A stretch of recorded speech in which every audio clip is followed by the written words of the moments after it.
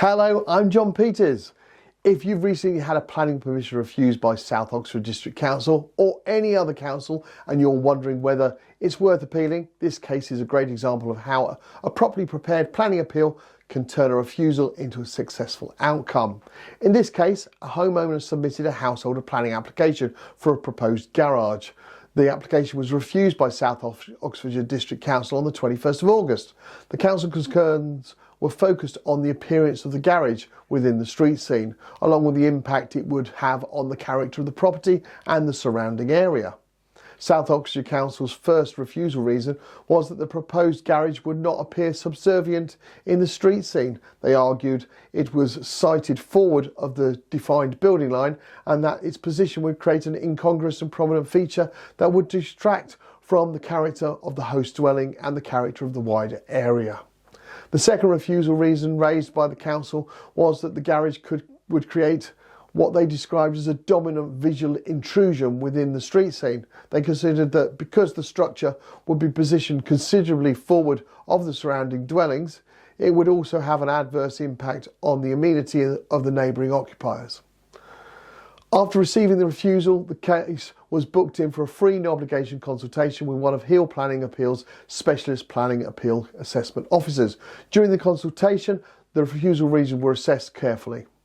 It was confirmed that the refusal decision could be appealed, and Hill Planning then sent a full written and detailed proposal to the client so they can make a fully informed decision before proceeding. The appeal was then submitted to the Planning Inspectorate, the government body responsible for determining planning appeals in England.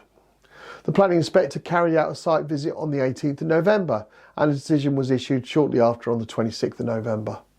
What this case shows is that although the councils often refuse applications based on argument that a proposal is too prominent or out of keeping or sits forward of a building line, those concerns still have to be properly justified when tested through the appeal process.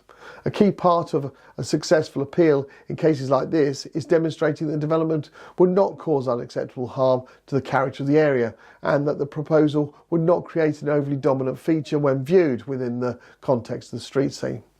It's also important to show that the neighbour amenity impacts are not significant enough to justify refusal, particularly when their council's concerns are largely visual and subjective. In this case, the appeal was successful and the decision of South Oxfordshire District Council was overturned through the Planning Inspectorate process. This outcome highlights that your householder application has been refused on design, character or street scene grounds. It does not automatically mean the end of the road. A well-prepared planning appeal may still achieve the result you are after.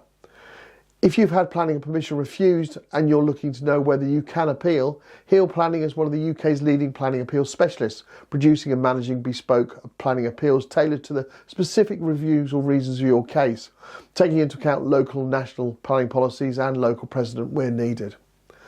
To have your planning refusal assessed free of charge, contact our UK support team by completing our online planning appeal inquiry form at www.planningappealsuk.com.